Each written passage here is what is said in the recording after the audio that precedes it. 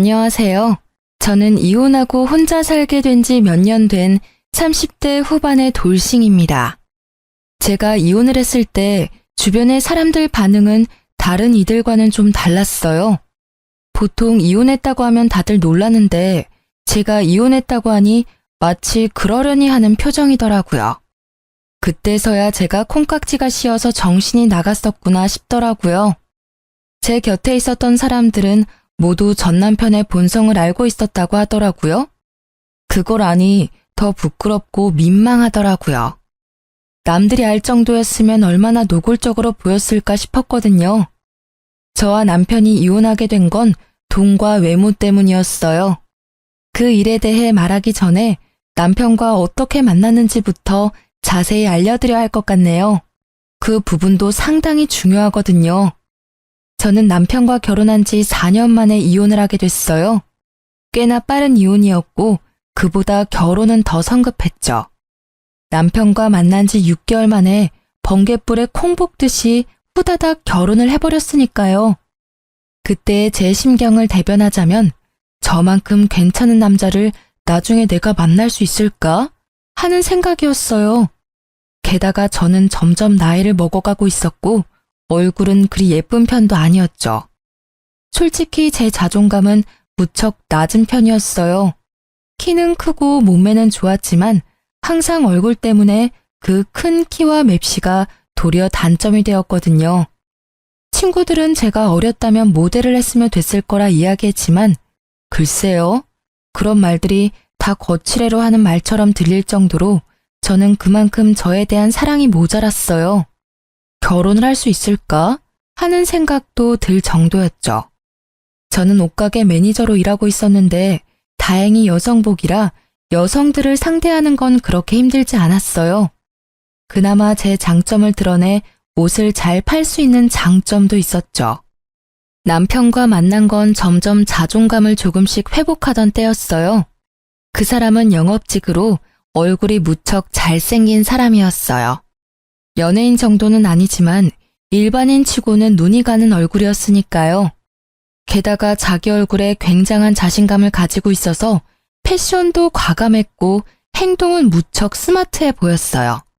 처음에 그 남자 제게 말을 걸었을 때는 벌칙 게임에 당첨이라도 된 건가 하는 생각이 먼저 들 정도로 저에게는 비현실적인 사람이었거든요. 그런데 연락처를 교환한 그는 메일을 제게 연락하고 만나자고 조르고 보고 싶다며 애교를 부리곤 했어요. 그는 당시에도 저보다 4살이나 어린 나이였고 저는 그 사람이 저와 어울리지 않다는 생각으로 몇 번이나 선을 그으려고 했어요. 그때 아예 선을 그어버렸다면 제 인생에 이런 오점은 남지 않았을지도 모르죠. 하지만 남편은 끈질기게 제게 구애했고 결국 넘어간 건 저였어요. 그 사람을 거절할 수도 있었지만 내심 그런 생각이 들더라고요. 이렇게 잘생긴 남자를 내가 언제 만나볼까 하는 생각이요. 이 사람도 그냥 가지고 노는 거라면 나도 그냥 가지고 노는 거라고 생각하고 만나보기만이라도 하자 하는 생각을 했어요. 최소한 상처를 받지 않기 위한 방어였는데 보기 좋게 당했거든요. 남편은 결국 6개월 만에 제게 프로포즈를 해왔고 저는 그에 응했어요.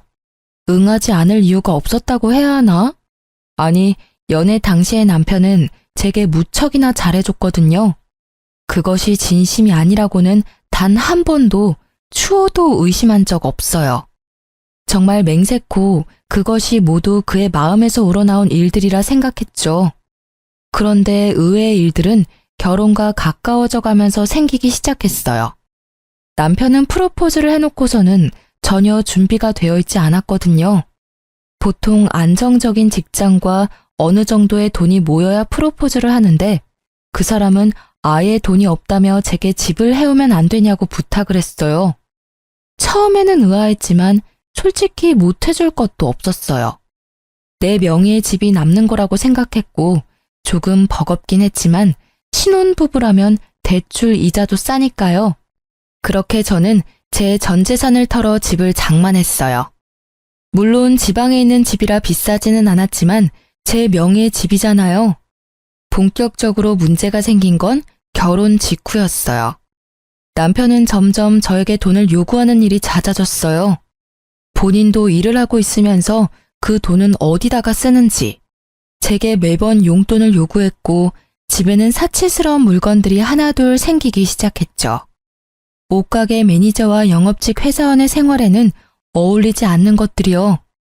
처음에는 결혼하고 들뜬 남편 때문에 이야기하지 못했지만 점점 그런 것들이 눈에 밟히기 시작하면서 저는 스트레스에 점점 시달리기 시작했어요. 반년이 지났을 때는 더 이상 참을 수 없어 남편에게 말했어요. 자기, 더 이상 나한테 돈 달라고 하지 마. 나 진짜 돈이 없어. 모아놓은 돈도 당신이 다 가져가는 바람에 매달 받는 월급으로 생활비 쓰고 있거든? 그마저도 경주사 있는 날에는 부족해. 자기, 지금 장난해?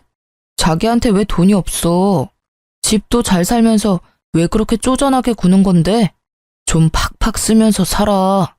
없으면 몰라도 있으면서 그렇게 살면 남들이 얕봐. 우리 집이 왜 잘 살아? 누가 우리 집이 잘 산대? 우리 집 서민이야. 흔하고 흔한 서민. 중산층도 안 되거든? 결혼하면서 돈이 좀 들어온 게 있어서 그것 때문에 착각한 것 같은데 그거 다 다시 나갈 돈이야. 그리고 그 돈들 당신이 다 가져갔잖아. 나한테는 진짜 남은 거 없어.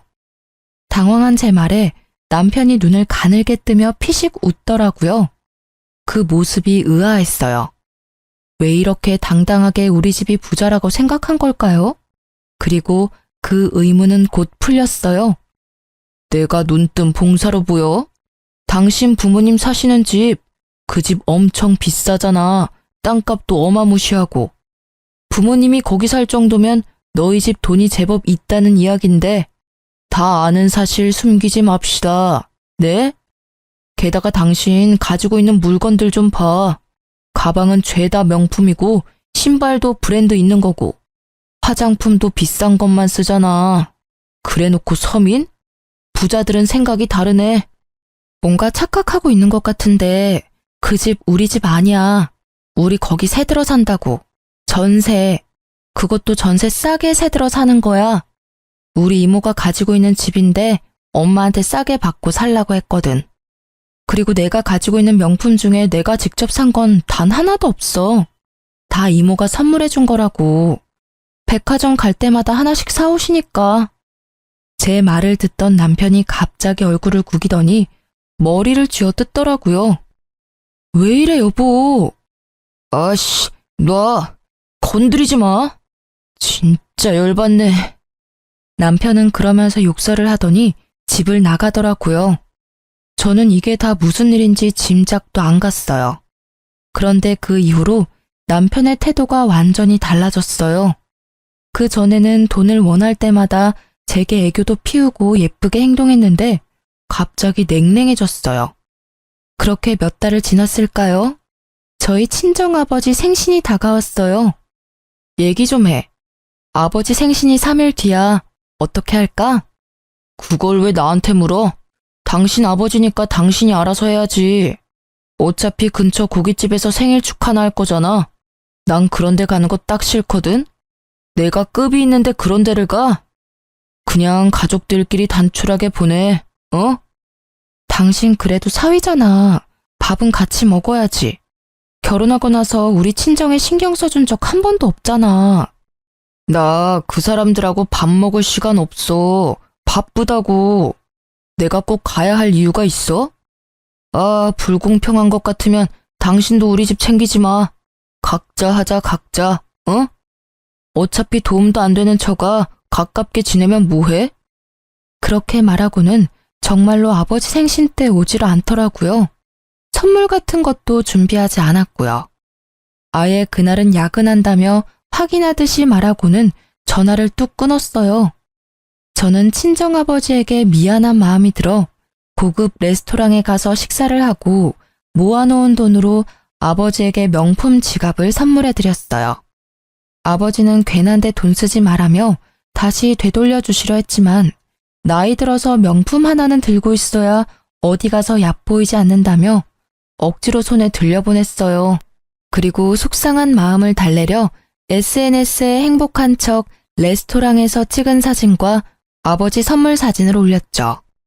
사진을 올리자마자 남편이 전화가 오더라고요. 아니, 고급 레스토랑을 갈 거였으면 미리 이야기를 했어야 할 거 아니야. 근처 고깃집이나 대충 갈 줄 알고 안 간다고 한 거였는데 그런데 갈 거였으면 나한테 연락했어야지. 내가 왜 연락을 해? 안 간다고 한 건 너였잖아. 우리 아버지 생일 다 무시하고 야근까지 한다고 한 게 너야.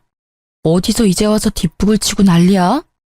아나무인의 남편 태도에 저는 열이 받을 대로 받아버렸고 결국 소리를 꽥 질렀죠.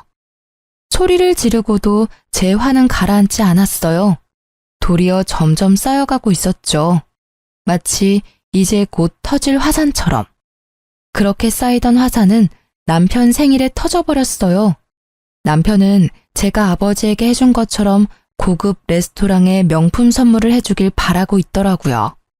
그 며칠 전부터 시계가 작동을 안 한다며 새로운 시계를 하나 살까 고민 중이라고 말하더라고요. 딱 봐도 그거 사달라는 이야기였어요.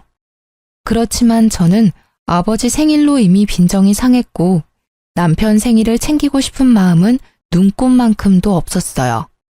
그의 생일이 주말이었기에 저는 새벽부터 몰래 준비를 해서 친정으로 갔어요. 준비라는 건 냉장고에 먹을 수 있는 음식을 모두 비우고 화장을 해서 여행 준비를 해서 나갔다는 거예요. 남편을 두고요. 그리고 친정 식구들과 오랜만에 당일치기 여행을 갔어요. 남편에게 내내 전화가 오는데 계속 무시했어요. 그리고 저녁에 집에 돌아왔더니 남편이 화난 얼굴로 제게 따지더라고요. 왜 이제 와?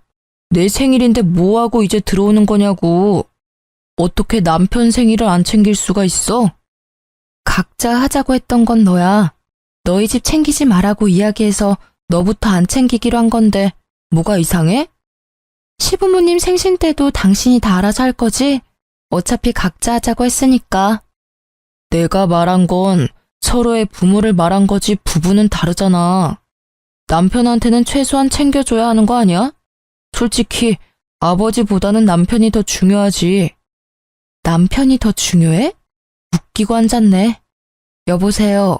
당신이 나와 친정을 존중하지 않는 건 당신도 나한테 존중받지 않아도 된다고 하는 거랑 똑같은 거야. 네 생각해서 안 챙겨주는 거니까 고맙게 생각해. 서로 각자 살자며, 어? 와씨, 그럼 선물이라도 줘야 할 거 아니야. 시계 산 건 맞지? 무슨 시계요? 선물을 왜 해? 각자 하자면서. 아참, 집에 먹을 것도 없으니까 알아서 챙겨 먹어. 생일이면 쿠폰 같은 것도 잘 나오잖아. 결국 저의 비웃는 말투에 남편은 호되게 당하고서는 그 뒤로 대놓고 저와 친정을 무시하지는 않았어요. 그렇지만 그건 아주 잠시뿐이었죠. 그 일이 있고 얼마 지나지 않아 남편은 점점 늦게 들어오기 시작했어요. 영업이라는 직업의 특성을 생각하더라도 무척이나 늦은 시간이었죠. 어떤 때는 외박이라고 해도 이상하지 않을 시간에 들어오기도 했어요. 그리고 그와 함께 저에 대해 외모 공격도 심해졌죠. 하루는 아침에 들어온 남편에게 따졌어요. 당신 요즘 왜 이렇게 늦게 다녀? 얼굴 못 본 지 벌써 일주일이 넘었어. 들어와서 옷만 갈아입고 나가고. 같이 사는데 왜 얼굴 한 번을 제대로 못 봐? 봐서 뭐 할 건데. 너야 기분 좋겠지. 잘생긴 얼굴 보면서 감상할 수도 있고. 그런데 나는? 내 생각은 해. 매일 아침 자고 일어나서 이 못생길 얼굴 마주치면 밥맛이나 생기겠냐고. 게다가 못생겼으면 화장이라도 열심히 하던가. 하긴 화장을 해도 가려지지 않으니 할 필요 없었겠지. 으이구, 늙었으면 얼굴이라도 예쁘던지 돈이라도 많던지 해야 하는데 이건 뭐 이도저도 아닌 그냥 나이 든 아줌마잖아. 뭐? 어떻게 외모에 대해서 그런 말을 할 수가 있어? 사귈 때는 외모 같은 건 필요 없다면서. 너 나한테 그런 말 하지 않았어? 그때는 다 당신한테 장점이 있다고 생각해서 그런 말 한 거지. 솔직한 말로 지금은 내가 했던 말 다시 다 주워 담고 싶다. 괜히 그런 말해서 당신 같은 여자랑 엮이고 말이야. 어쨌든 당분간 바빠서 난 집에 옷만 갈아입으러 올 테니까 그런 줄 알고 있어. 듣고만 있어도 우울증이 올 것 같은 말만 해대더라고요. 그렇게 점점 자존감이 무너지는 도중에 시모가 전화가 왔더라고요. 애는 언제 가질 거냐고요. 결혼한 지 3, 4년 차 되어가니 시모도 걱정이 됐겠죠. 저는 그걸 기회로 남편에게 대화를 시도했어요. 이야기 좀 해. 어머님 전화 오셨어. 애는 언제 가지냐고 물으시더라. 슬슬 생각해봐야 하는 거 아니야? 저는 애가 생기면 우리 사이가 예전으로 돌아갈 수 있을 거라고 생각했던 건지도 몰라요. 저만의 착각이었지만요. 남편은 아예 생각 자체가 없더라고요. 애? 지금 애를 가지자고 한 거야? 정말 거울은 좀 보고 이야기해. 내가 너한테 그럴 마음이 조금이라도 들 때 그때 이야기하라고. 누가 이런 여자를 안고 싶겠어? 다 늙어가지고 꾸미지도 않고 다니면서 지금 나한테 애를 가지자고? 누구 앞길 막을 일 있나? 너하고 사이에서 애를 가질 바에야 차라리 애를 안 낳겠어. 그 비웃는 남편의 얼굴에 제게 아주 조금 남아있던 무언가가 무너져 내리더라고요. 저를 지탱해주고 있던 자존심이요. 그리고 그 대화 이후 저는 지옥을 보았어요. 늦게 오는 남편의 옷에 묻은 화장품과 낯선 여자들의 향수가 저를 무너뜨리기 시작했어요. 남편은 밖에서 여자를 만난다는 사실을 숨길 생각도 없는지 가리지도 않더라고요. 저는 나를 잡아 남편에게 물었죠. 당신 바람 피우는 거야? 우리 결혼한 지 얼마 됐다고 벌써 바람이야. 나 사랑한다며. 어떤 나라도 좋아한다면서. 그거야 연애할 때 이야기고 어차피 다 아는 거 뭐하러 물어? 묻는다고 뭐가 달라져? 다 당신 생각하는 그대로야. 그거 맞아. 그니까 우리 이혼하자고. 서로 편하고 좋잖아. 솔직히 새로 사귄 여자도 당신하고는 다르게 얼굴도 반반하고 그럭저럭 괜찮아. 그럼 나랑 왜 결혼했어? 왜 나한테 결혼하자고 한 건데 3년 만에 버릴 거면서. 그거 당신이 돈 많은 사람인 줄 알았거든. 그때 잘 알아봤어야 했는데 나도 성급했지. 그냥 그 집에서 사는 걸 보니 부자인 것 같다고 너무 급하게 결혼을 결정하니 이런 꼴을 당했잖아. 그리고 솔직히 만난 지 얼마 되지도 않는 남자가 결혼하자고 들이대면 좀 의심할 만도 하지 않어? 게다가 당신처럼 못생기고 늙은 여자 어떤 남자가 좋다고 먼저 들이댔겠어? 돈 없는 거 알았으면 나도 가까이 안 하는 건데. 그래서 부자가 아닌 나하고는 이혼하고 싶다고? 그래야 빨리 돈 많은 여자 잡아서 나도 편하게 살 거 아니야. 그렇게 말귀를 못 알아들어? 저는 대화를 할수록 열이 뻗치는 상황에 미쳐버리겠더라고요. 저런 놈을 왜 몰라봤는지 아무리 생각해도 모르겠더라고요. 저놈과 헤어지는 게 최선이라는 생각을 했지만 저놈이 원하는 걸 알고 나니 딱 해주기 싫더라고요. 지금이 아니라 제가 원할 때 이혼하고 싶었죠. 저놈에게만 좋은 일 시킬 수는 없다는 생각이었어요. 안 해줄 거야. 이혼? 내가 왜 이혼을 해? 이혼하더라도 언제 어디서 어떻게 할지는 내가 결정해. 당신한테는 아무 권한 없어. 마지막 발악처럼 소리치는 제게 남편은 왜 이혼을 안 해주는 거냐며 소리치고 난리를 치더라고요. 그리고 그때부터는 진짜 막장 드라마보다 더 막장으로 치달았어요. 저는 막무가내인 남편을 막지도 못하고 그저 고스란히 감정을 소모해야 했어요. 그렇게 이혼에 대한 마음이 강해지던 어느 날, 친정엄마에게서 전화가 왔어요. 이모가 아파서 병원에 입원했다고요. 저는 너무 놀라 이모가 입원한 병원으로 뛰어갔어요. 이모, 이게 다 무슨 일이야? 왔어? 네 엄마가 너한테까지 이야기했어? 그러지 말지. 너 걱정할까봐 일부러 연락 안 했는데. 진짜 이게 다 뭐야? 얼굴색은 왜 이리 안 좋고. 도대체 무슨 병인데? 뭔데 이렇게 힘들어하는 건데? 그냥 신장이 안 좋대. 그냥 두면 천천히 죽어갈 거라고. 이식을 하는 방법은 있지만 적합자가 없으면 못한대.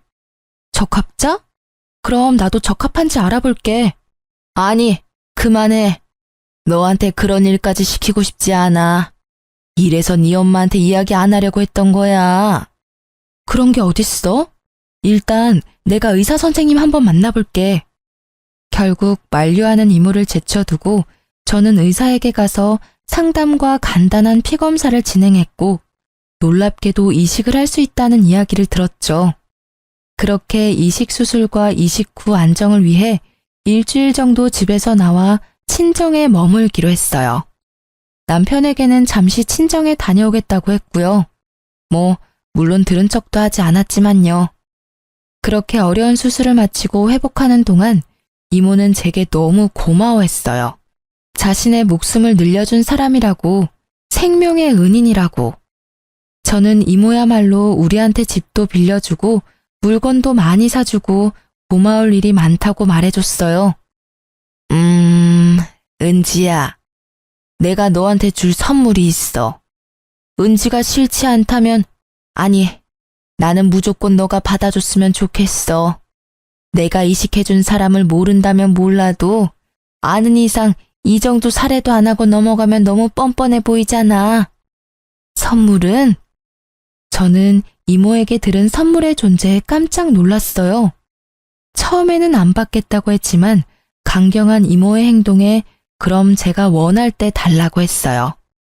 이모는 받아들였고 저는 복수를 위한 아주 좋은 방법을 발견했죠. 그렇게 수술 후 안정을 마치고 집에 돌아온 저를 기다린 건 아늑한 집이 아니라 웬 낯선 여자였어요. 화장을 지운 얼굴에 젖은 머리카락, 그리고 얇은 옷차림. 그 여자는 도어락을 열고 들어온 제 얼굴을 보고도 놀란 기색 하나 없더라고요.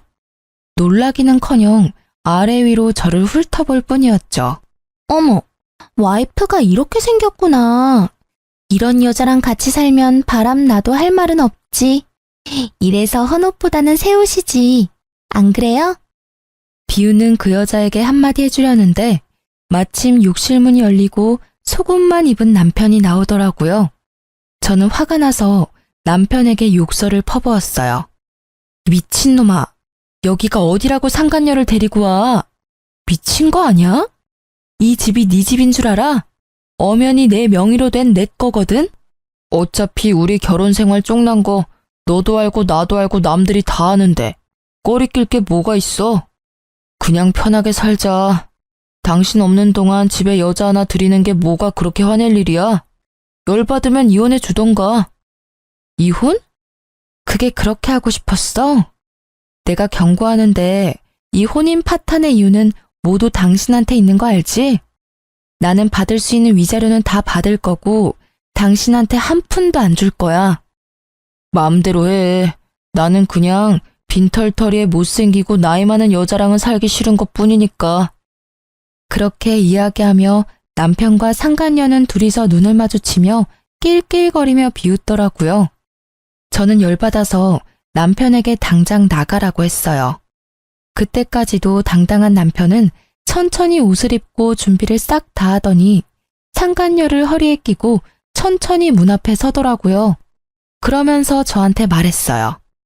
어차피 이혼하면 재산 분할할 거고 내 몫도 있긴 할 거니까 그 부분은 걱정 안 해. 이 집도 어차피 결혼 때문에 산 거니까 같이 나눠야 하지 않겠어?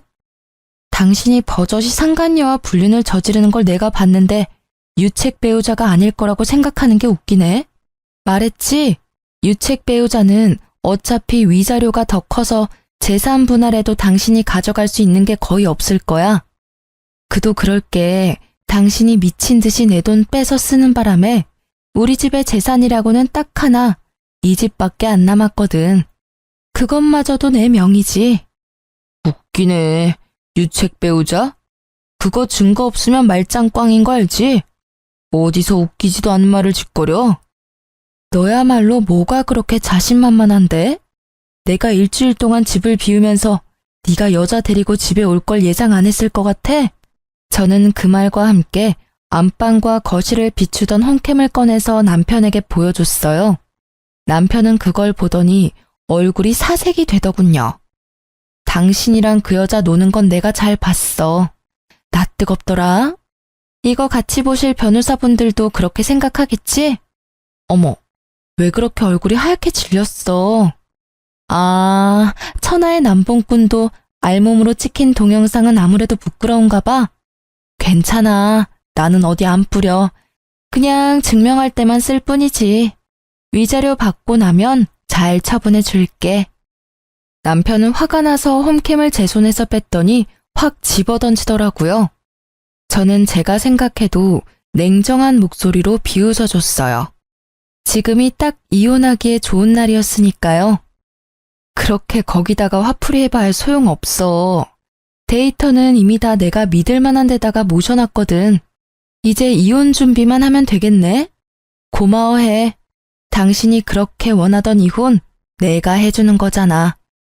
그리고 앞으로 이 집에 돌아올 필요 없어. 당신 짐은 택배를 부르든 이삿짐 용달을 부르든 대충 싸서 당신네 부모님 집으로 보낼 테니까 그렇게 알고 있어. 저는 짜증과 곤란함으로 범벅이 된 남편의 얼굴을 비웃어주며 두 사람을 내쫓아 보냈어요. 그렇게 이혼 서류를 작성하고 저는 남편의 불륜을 이유로 이혼 소송을 벌였고 생각보다 빠르게 정리가 되어 이혼이 결정됐어요. 결혼 기간이 짧고 남편이 기여한 것이 없다는 것이 인정되어서 저는 재산 분할해서 남편에게 받을 것만 생겼죠. 저는 이혼 소송이 완료된 뒤에 이모에게 선물을 받겠다고 했어요. 그리고 거기에 드는 비용은 모두 이모가 부담했어요. 거기까지 해주는 게 이모가 원하는 일이었다고 했으니까요. 저는 무척 고맙게 받았어요. 그리고 그걸 받자마자 서류를 떼서 전 남편에게 전화를 했어요. 보여줄 것이 있다고 하고 전 남편을 불러냈죠. 집 근처에 있는 카페였어요. 전 남편은 혼자 잔뜩 찌푸린 얼굴로 오더라고요. 뭐 때문에 불렀어? 우리 이제 남이거든? 이렇게 사사로이 불러내는 거 진짜 싫은데. 미안. 나도 당신 썩은 얼굴 보긴 싫은데 이거 하나는 꼭 보여줘야 내 속이 편안해질 것 같아서 말이야. 아주 잠깐이면 돼. 당신한테 예전에 말했지? 우리 엄마가 사는 집, 우리 이모네 집이라고. 우리 새들어서 산다고 말이야. 근데 그게 뭐? 그 집이 이제 우리 엄마네 명의가 됐거든? 그리고 여기 나한테도 건물과 땅이 생겼어. 참 신기하지? 당신이랑 이혼하니까 돈이 막 들어오는 거 보니 당신이랑은 역시 같이 만날 팔자가 아니었나 봐. 그치? 전 남편은 등기부등본을 뚫어져라 쳐다보더라고요. 믿을 수 없는 눈치였죠. 저는 그런 남편을 보며 제 폰을 탁자 위에 엎어뒀어요. 내가 말했던 이모, 땅과 부동산이 무척 많은 사람이야. 어릴 때부터 땅에 관심이 많아서 여기저기 작은 땅부터 시작해서 땅 투자해서 돈을 많이 벌었다고 하더라고. 가지고 있는 땅이랑 건물이 엄청 많은데 자식은 없지. 미혼이시거든. 앞으로도 결혼할 마음 없는 분이셔. 그분이 친절하게도 나한테 본인이 가진 땅과 건물을 주셨네. 이걸 왜 네가 가져? 게다가 이혼 직후에? 너 이거 짰지? 나한테 돈 한 푼도 안 주려고 일부러 이혼 직후에 받은 거 아니야? 한 푼도 안 주려고 그런 건 아니야. 이건 내가 개별로 받은 거라 당신하고 나눌 일은 없지. 그렇지만 틀린 말은 아니네. 일부러 이혼 직후에 받은 건 맞아. 당신을 화나게 하려고 말이지. 내가 당신하고 이혼해주기 전에 일주일 정도 집 비운 적이 있었지? 그때 이모한테 신장 이식해줬어. 그랬더니 나한테 주셨더라고. 내가 이모의 생명의 은인이라고. 돌아가시면 남은 재산도 다 나한테 물려주겠다고 하시더라고. 거짓말이야. 거짓말이지? 이거 다 가짜 서류지? 야, 말해보라고. 소유주가 왜 네 이름으로 되어 있냐고. 가짜라고 믿고 싶으면 그렇게 믿어. 그리고 등기부 등본은 아무나 떼볼 수 있는 거 알지? 네가 직접 가서 찾아보던가. 당신이 눈독 들이던 그 집이 우리 엄마 명의로 바뀌었는지 직접 보면 되잖아. 이건 사기야. 이런 재산이야말로 당연히 나랑 나눠야지. 이혼을 하면 당연히 재산 분할해야 하는 거잖아. 당신한테는 기여분이 없어. 돈을 홀라당 가져다가 사치품에 쓰는 것밖에 없었으니까. 당신이 잘 모르나 본데 이번 이혼은 당신의 불륜과 더불어 사치도 이혼 원인이 된 거거든? 신용카드, 현금카드, 뭐 내역이 줄줄이 다 불륜과 사치품뿐이니까 너한테 돌아갈 재산은 한 푼도 없는 거지. 그래서 위자료 나한테 지급하라고 결정났잖아. 안 그래? 전 남편은 완전 멘붕이 온 얼굴로 서류를 움켜쥐며 뚫어져라 쳐다보더라고요. 거기 적혀있는 글자가 변할 리가 없으니 저는 웃으며 그 모습을 구경했죠. 돈 없다고 찬 여자, 갑자기 부자가 됐으니 당황할 법도 하죠. 여보, 미안해. 당신이 이렇게까지 화가 났을 줄은 몰랐어. 하지만 우리는 이렇게까지 이혼할 필요가 없는 사람이야. 응? 그러니까 우리 다시 재결합 생각해 볼까?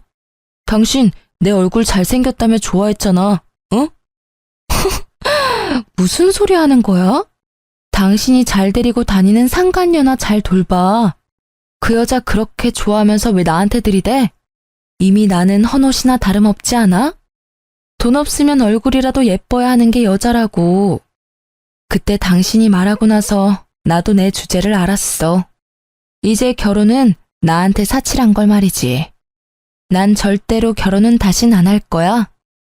그 말은 그런 뜻이 아니고 예쁜 얼굴 감추지 말고 열심히 꾸미라는 말이었지. 그리고 헌옷이라니? 누가 그런 소리를 해? 설마 그년이 그런 말 했어? 아니야. 나 그렇게 얼굴만 반반하고 머리 빈 애들은 싫어. 걔도 그냥 내가 데리고 놀던 애야. 그 여자 원래 엔조이였어. 절대로 진심으로 만나던 것도 아니고 상간녀 소송하더라도 의리 지켜줄 사람도 아니야. 그리고 내가 당신한테 한 말은 진심이 아니었어. 그러니까 우리 다시 한번 생각해보자. 우리 관계 이렇게 끝내기엔 너무 아깝잖아. 나는 그냥 당신이 나한테 너무 과분한 사람이라 너무 안쓰러워서 자기를 놓아주려고 한 거야. 무슨 노래 가사도 아니고 막말에 무슨 장식을 저리도 달아대는지. 남편의 빠른 태세 전환에 웃음이 다 나더라고요. 저렇게 필사적으로 저를 다시 잡으려 한다는 사실이 정말로 구역질 날 정도로 웃겼어요. 이야, 시커먼 속내를 숨기질 않으시네? 나한테 헛짓거리 하지 말고 옆에 있는 그 상간녀나 잘 챙기세요. 그리고 조만간 상간녀 소송도 할 거니까 잘 전해주시고요. 그 말과 함께 저는 카페에서 나왔어요. 전 남편이 저를 따라 나오려고 했지만 저는 미리 불러둔 택시를 타고 집으로 향했어요. 그리고 마지막으로 택시 안에서 폰을 켜고 상간녀에게 파일 하나를 보냈어요. 방금 전 남편과 통화한 녹음 파일이요. 상간녀 소송하려고 연락처 저장해놨는데 마지막 결정타 한 방 날려줬어요. 남편 놈에게도 열이 받았지만 감히 저를 품평하듯 보며 비하한 상간녀에게도 열이 받았거든요. 벌이란 건 두 사람이 다 받아야 하는 거라고 생각하니까요. 읽은 표시를 보고 나서야 저는 마음 편하게 폰을 껐어요. 마지막까지 복수가 잘 돼서 기분이 상쾌하더라고요. 그렇게 복수를 끝내고 저는 평화로운 시간을 보냈어요. 물론 전 남편과 상간녀에게서 연락이 왔지만 다 씹어줬죠. 이혼 상간녀 소송으로 할 말이 있다고 할 때는 변호사 명함을 보내줬어요. 저랑 할 이야기가 뭐가 있겠어요? 어차피 다 끝난 일인데. 그렇게 더 이상 그들의 연락도 오지 않게 됐을 때 저는 직장을 그만두고 몸조리를 하며 가족들과의 시간을 보냈어요. 꾸준하게 피부 관리도 하고 필라테스를 통해 스트레스로 무너진 몸매 관리도 했어요. 그리고 생각하기만 했던 쌍꺼풀 수술도 했죠. 언제나 무겁게 내려앉았던 눈은 수술 후에 또렷해져서 만족감이 더해졌어요. 저는 이모에게 받은 건물을 본격적으로 운영하기 위해서 그 근처로 이사를 갔어요. 그런데 생각보다 건물이 좀 오래돼서 여기저기 고쳐야 할 곳들이 많이 보이더라고요. 그래서 건물 안쪽 리모델링 공사를 위해서 업체를 불렀어요. 계약을 맺고 공사를 시작하는 날 현장에 갔더니 사람들이 엄청 많이 있더라고요. 그런데 그 와중에 이상하게 저를 보고 주춤주춤 모자로 얼굴을 가리는 남자가 있었어요. 이상하다 싶어 고개를 갸웃거리며 얼굴을 봤는데 순간 깜짝 놀랐어요. 찰나의 순간 보여준 옆 얼굴이 전 남편과 똑같았거든요. 그런데 그 잘생긴 얼굴은 온데간데 없고 늙어서 주름이 지고 시커멓게 그을린 데다가 뺨에는 커다란 상처가 있더라고요. 정말 몰라본다는 말, 그 말 자체였죠. 그 당시에는 사람들의 눈이 많은 데다가 상대방이 피하는 눈치라 저도 신경 쓰지 않았어요. 그런데 공사가 끝날 때쯤 저한테 와서 이야기를 꺼내더군요. 잘 지냈어? 잘 지냈지. 그런데 얼굴이 많이 상했네? 그동안 돈 버느라 힘들었나 봐. 뭐, 그렇지. 당신하고 이혼하고 나서는 술로 나를 세운 적이 많았어. 헤어진 게 후회도 되고 너무 마음 아프더라. 여전히 거짓말은 잘하네. 그 술이 내가 가진 건물 때문이지 나 때문은 아니잖아. 그런 식으로 말하지 마. 난 정말로 당신이랑 헤어지고 엄청 힘들었거든. 그때 당신이 상간녀 소송 걸었던 망할녀는 소송 위자료 못 준다고 했더니 앙심을 품고는 도망갔어. 그것도 그냥 도망만 갔으면 다행이지. 같이 살던 집에 있던 귀한 명품들 싹 다 가지고 집을 내놨더라고. 둘이서 같이 살던 집이었는데 그걸 팔아서는 며칠 그 집에서 지냈는데 집주인이 집 팔렸으니 나가라더라. 나 참 어이가 없어서. 그런 여자인지 모르고 사귀었어? 아니, 그런 여자라서 사귄 거 아니야? 그리고 상간녀 소송하면 보통 남자 쪽이 소송 위자료 다 내주는 거 아니야? 둘이 우리 집 욕실에서 봤을 때는 천년만년 살 것처럼 죽이 잘 맞던데? 무슨 헛소리야. 그런 여자랑 무슨 죽이 잘 맞아? 나는 그때부터 당신 잊은 적 단 한 번도 없어. 정말이야. 당신이 좋아하던 그때 얼굴은 아니지만 그래도. 그래, 그때 얼굴은 아니네. 그 얼굴이면 돈 많고 예쁜 여자 만나기도 힘들겠어. 9년이 내 돈 다 들고 도망치고 나서 나도 새로운 여자 만나려고 했어. 당신도 잘 알잖아. 지금은 이래도 내 얼굴이 꽤 반반했으니까 어떤 여자든 다 꼬실 수 있다고 생각했거든. 그런데 나이가 드니까 그것도 안 되더라고. 젊고 잘생긴 애들이 많아져서. 게다가 생활이 팍팍하니 얼굴이 점점 더 안 좋아지더라고. 근데 그때 교통사고가 났어. 얄궂게도 온몸이 멀쩡한데 얼굴에만 상처가 났지. 그때는 진짜 죽고 싶었는데 그 아름답던 내 얼굴이 피부가 살점이 떨어지고 날아가서 회복이 어렵다잖아.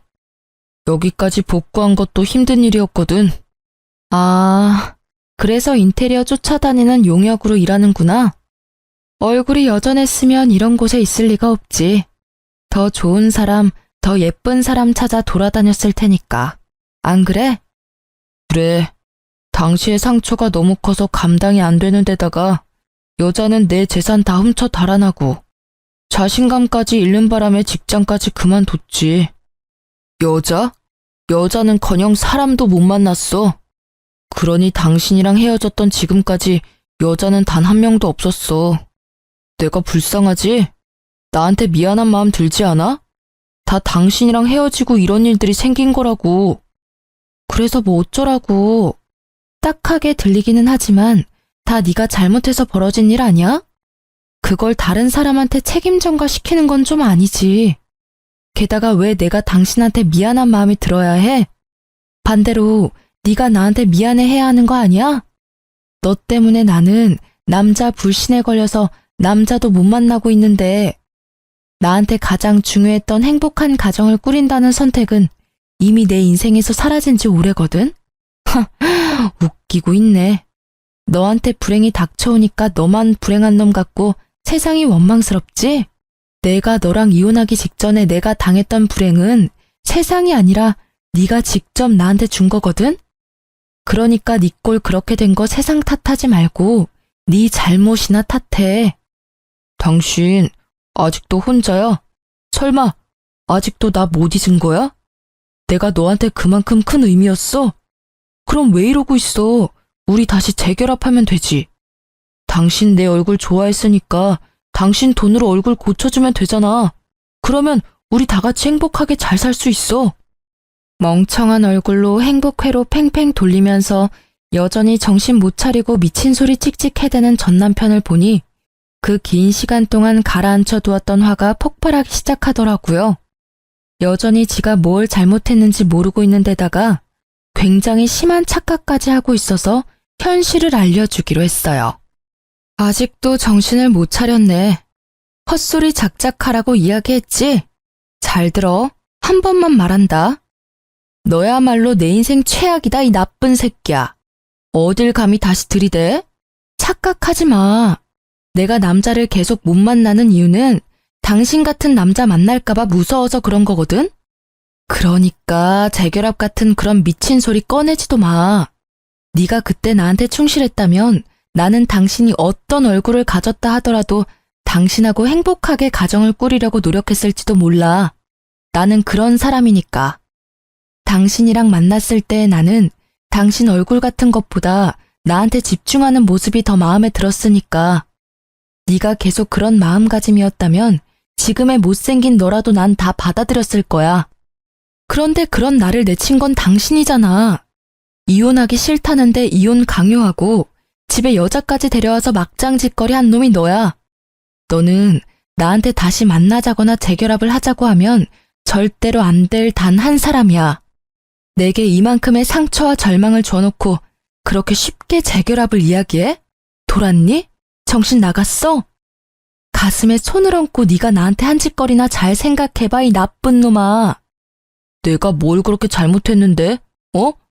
너한테 나쁜 말 한 거는 다 사과했잖아. 미안하다고 해결될 일이면 얼마나 좋겠니? 네가 나를 단연 못하는 것 같아서 말해줄게. 네 상간녀 도망간 거 나 때문이야. 내가 당신이랑 그때 이혼 직후에 카페에서 만났잖아. 그때 당신이 상간녀 욕하면서 나한테 매달리는 거 다 녹음해뒀다가 상간녀한테 보내줬거든. 생각 오래 하지도 않았나 봐. 바로 돈 가지고 튄 거 보니. 그러게 평소에 잘 좀 하지 그랬어. 그랬으면 그 여자랑 잘 살 수도 있었을 텐데. 제 이야기를 들은 전 남편은 짜증과 화가 섞인 얼굴을 한 채 고개를 푹 숙이고는 나갔어요. 처음에 얼굴이 상해서 잠시 딱하다는 마음이 들었는데 그 생각마저도 시간 낭비였다는 걸 알려주는 전 남편의 모습에 저는 한숨이 저절로 나더라고요. 세상에 천년만년 아름다운 얼굴이 어디 있겠어요? 늙으면 다 같이 쭈글쭈글하고 검버섯이 피는 건 당연한 세상의 이치잖아요. 마치 그 미모가 영원할 것처럼 굴면서 다른 사람을 희롱해서 자기 생각대로 하려고 한 전 남편의 모습을 보면서 딱 맞는 죗값을 받았구나 하는 생각이 들었어요. 게다가 상간녀 이야기를 들으면서 제가 준 녹음 파일이 그 상간녀를 움직였다고 생각하니 참으로 통쾌하더라고요. 뭐 그게 아니었더라도 금방 헤어졌을 것 같았지만 저는 이혼 후에 이모처럼 혼자 살기로 결심했어요. 지금은 수술과 운동으로 많이 예뻐지고 어딜 가서도 늙어 보인다, 못생겼다 이야기는 안 듣지만 마음이 잘 동하지 않더라고요. 제 외모를 싫어했으면서 돈 때문에 결혼한 남자가 있는 걸 알고 나니 결혼에 대한 회의감이 사라지지 않더라고요. 물론 연애도요. 처음에는 몇 번 사람을 만나보려고 했는데 어떠한 말로 저의 환심을 사려 해도 그게 그냥 거칠애로만 느껴지는 거예요. 진실한 마음이었을지도 모를 그 말들이 이제 더 이상 제게는 진실처럼 느껴지지 않았어요. 게다가 이혼 전에 들었던 그 자존감 잘라먹는 말들은 여전히 제 머릿속에 꼭꼭 박혀 있었으니까요. 그렇지만 계속 그렇게 지낼 생각은 아니에요. 그 남자가 제게 한 나쁜 짓을 싹 지워줄 좋은 사람을 만나고 싶긴 하거든요. 언제까지고 전 남편의 아기에 찬 목소리를 제 삶 속에 끼워두고 살 수는 없는 노릇이잖아요. 사랑은 사랑으로 고치는 게 맞다고 봐요. 전 남편과의 싸움과 일방적인 매도에도 제가 버틸 수 있었던 건 우리 가족과 이모 덕분이었거든요. 언젠가 가족처럼 저를 사랑해줄 사람이 분명히 어딘가에 있을 거라고 생각해요. 그렇다고 함부로 사람을 만날 생각은 아니지만요. 지금 당장은 가족들과 여행하며 지내는 이 시간이 너무나 소중하고 행복해요. 생각보다 저처럼 이혼 전에 외모 지적질이나 자존감이 뚝뚝 떨어지는 말을 듣는 분들이 많을 거라고 생각해요. 그럴 때는 참지 마세요. 무턱대고 참고 기다리기만 하면 새로운 시작은 절대로 오지 않거든요. 제 이혼 스토리 봐서 아시겠지만 사람은 절대로 쉽게 변하는 법이 없답니다. 그 자랑스럽던 미모를 잃었음에도 여전히 나쁜 생각만 하고 있잖아요. 그러니 제 이야기가 헤매고 있을 많은 분들에게 도움이 될 수 있기를 바라는 마음에 이렇게 사연글을 써봤어요. 긴 글 읽어주셔서 감사하고 다들 행복하세요.